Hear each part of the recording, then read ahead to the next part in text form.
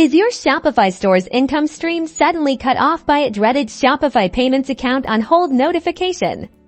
Don't panic. Let's get you back to business ASAP. First, head directly to your Shopify admin dashboard and click on Settings at the bottom left, then select Payments to access your Shopify Payments settings. Here, you'll find a detailed notification explaining the reason for the hold. This is crucial. Common reasons include verification issues, suspicious activity, high chargeback rates, or policy violations. Read it carefully.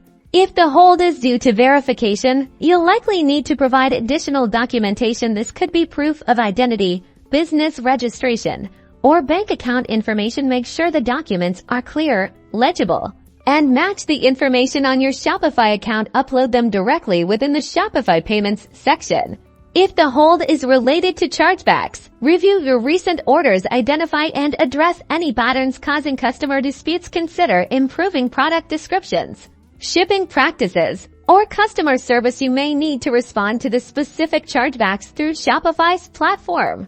If the reason for the hold isn't clear, or if you've already taken the necessary steps and the hold remains, it's time to contact Shopify support directly. You can usually find a contact support link within the Shopify Payments section.